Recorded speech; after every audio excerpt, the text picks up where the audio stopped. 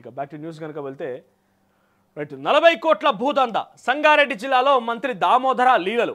సుల్తాన్పూర్లోని survey number 30లో 400 ఎకరాల కబ్జా, అక్రమ పట్టాలతో ప్రైవేట్ వ్యక్తుల పేరిట రిజిస్ట్రేషన్లు. మంత్రి రాజ్నాథ్ సింహతో పాటు అతని అనుచరుల ప్రమేయం.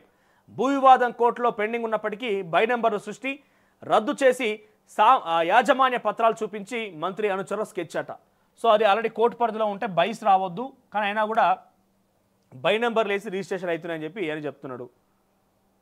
ఇక్కడ ఇదిగో సంగారెడ్డిలో 40,000 కోట్ల విలువైనటువంటి ప్రభుత్వ భూమిని మంత్రి దామోదర రాజనరసింహ ఆయన అనుచరులు కబ్జా చేస్తున్నారని ఆందోళన మాజీ ఎమ్మెల్యే క్రాంతి కిరణ్ ఆరోపించారు.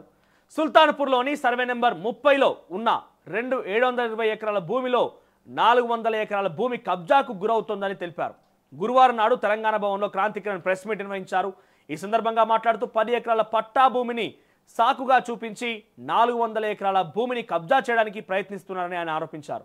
30 సర్వే నెంబర్లో 500 ఎకరాలకు పైగా ప్రభుత్వ భూమి ఉంటుందని తేలినప్పటికీ అక్రమ పట్టాలతో ప్రైవేటు వ్యక్తుల పేరిట మంత్రి దామోదర రాజనరసింహ అతని అనుచరులు భూ రిజిస్ట్రేషన్లు జరుగుతున్నారని సంచలన ఆరోపణలు చేశారు.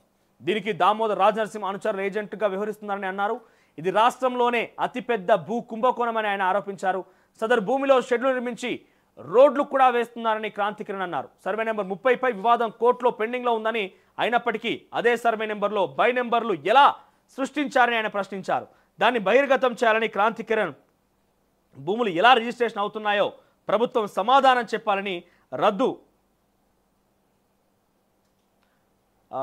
చేసి యాజమాన్య పత్రాలను చూపించి మంత్రి దామోదర రాజనరసింహ అనుచరులతో ఈ కబ్జాలకు స్కెచ్ వేశారని బీఆర్ఎస్ నేత అన్నారు. ఒకరు ఇక అక్కడ ఎవరెవరు తిరిగారో ఏ కార్లు ఆ ప్రాంతానికి వచ్చాయి వివరాలన్నీ తన దగ్గర ఉన్నాయని చెప్పారు. 720 ఎకరాల భూమిలో జరుగుతున్న అక్రమ రాష్ట్ర రాజకీయాల్లో కలకలం రేపుతున్నాయని మాజీ ఎమ్మెల్యే క్రాంతి కిరణ్ ఆరోపించారు. 2001 నుంచి హైకోర్టులో నడుస్తున్న కేసులపై స్టే ఉన్నప్పటికీ అక్రమ రిజిస్ట్రేషన్ జరుగుతుండడం చూస్తుంటే పెద్దల అండతోనే వ్యవహారం నడుస్తున్నట్టుగా కనిపిస్తుందని అన్నారు. ఏ ప్రాంతంలో అయినా కోర్టులో పెండింగ్లో ఉంటే రిజిస్ట్రేషన్లు ఆపుతారు, కానీ ఇక్కడ యథేచ్ఛగా రిజిస్ట్రేషన్లు జరుగుతున్నాయి. మరి చిన్న ఎలిగేషన్ ఏం కాదు, 40,000 కోట్ల రూపాయలు అంటే చిన్న ముచ్చట ఏం కాదు. ఒక రాష్ట్రానికి సంబంధించి దాదాపుగా చిన్న చిన్న రాష్ట్రాలు అయితే ఒక సగం వంతు బడ్జెట్ అది. 40,000 కోట్ల రూపాయల భూదందా అని చెప్పి బిగ్గెస్ట్ ఆరోపణ చేసి మరి ఆయన దగ్గర ఉన్న ఆధారాలు ఏందో కానీ ఆల్రెడీ ఆ కోర్టు సంబంధించిన భూమి కోర్టు పరిధిలో ఉంది. కోర్టు పరిధిలో ఉండగా వివాదంలో ఉండగా బై నెంబర్ వేసి రిజిస్ట్రేషన్ చేయొద్దు. మరి ఎట్లా సాధ్యమైంది? ముఖ్యంగా దామోదర రాజనరసింహ అనుచరులే ఇక్కడ దీని యొక్క వివాదానికి మొత్తం కూడా పాల్పడుతున్నారు, ఇక్కడ అన్నిటికీ కారణమవుతున్నారని చెప్పి ఆయన చెప్తున్నాడు. ఇక దామోదర రాజనరసింహ వివరించాలన్నారు. కేసీఆర్ ముఖ్యమంత్రిగా ఉన్న సమయంలో ఇది ప్రభుత్వ భూమి అని స్పష్టంగా చెప్పారు.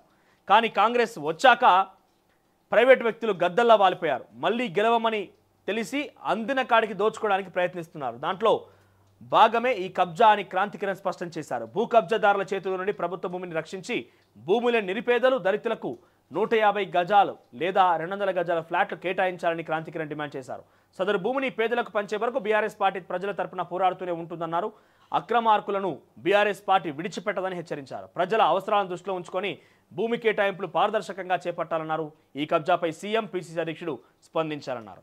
మరి ఈ కబ్జాకు సంబంధించి చాలా బిగ్గెస్ట్ ఆరోపణ చేసిన ఒక మంత్రి పైన సో మరి ఎప్పుడైనా కూడా ఎదుటి వాళ్ళు ఏదైతే ముందు 4 ఏళ్ళు మనకు కూడా చూపిస్తే అని చూసుకోవాలి. సరే ఈ దందా విషయం ఏమైంది ఏం కదా అని పక్కన పెడితే ఎప్పుడైతే ఈ ప్రెస్ మీట్ జరిగిందో చాలామంది ఈ ప్రెస్ మీట్ తర్వాత ఈయన చెప్పిన మాటలు విన్న తర్వాత కొంతమంది కొన్ని క్వశ్చన్లు రేజ్ చేస్తూ ఏంటంటే ఒక సామాన్య సర్వసాధారణ జర్నలిస్ట్గా ఉన్నటువంటి క్రాంతి కిరణ్ ఎమ్మెల్యేగా కావడం ఏంది, ఆయన దందాలు ఏంది అందరు తెలియరా?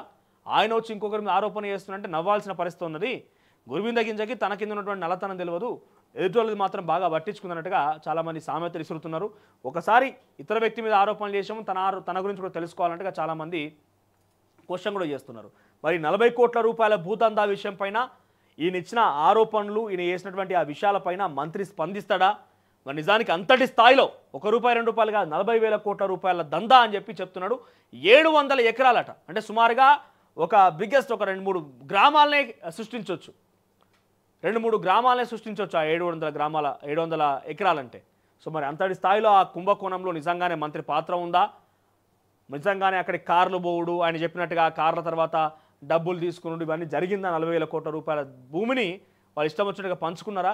ఏదో మరి మంత్రి చెప్పాలి, లేకపోతే పోలీసులు చెప్పాలి విచారణ చేపట్టి. నిజంగానే ఈ భూవాదం కోర్టులో ఉన్నప్పటికీ రిజిస్ట్రేషన్ ఎలా జరుగుతున్నాయని ఆయన ప్రశ్నించారు. ప్రైవేట్ వ్యక్తులపై చట్టపరమైన చర్యలు తీసుకోకుండా ప్రభుత్వం ఎందుకు మౌనంగా ఉందని ప్రశ్నించారు. ఈ విషయం ఆరోగ్య శాఖ మంత్రి దామోదర్ రాజనరసింహతో పాటుగా ఆయన ప్రధాన అనుచరులపై చర్యలు తీసుకోవాలన్నారు. అలాగే అక్రమంగా రిజిస్ట్రేషన్ చేస్తున్న అధికారులపై చర్యలు తీసుకోవడంతో పాటుగా న్యాయ విచారణ జరిపించాలని ఆందోళ్ మాజీ ఎమ్మెల్యే క్రాంతికిరణ్ డిమాండ్ చేశారు. ప్రైవేట్ వ్యక్తులపై చట్టపరమైన చర్యలు తీసుకోకుండా ప్రభుత్వం ఎందుకు మౌనంగా ఉందని ప్రశ్నించారు. అది ఇన్ఫాక్ట్ ప్రభుత్వం కూడా ఆయన చెప్తున్నాడు. మరి ఏం జరిగింది, ఏం కథ అని చూడాలి.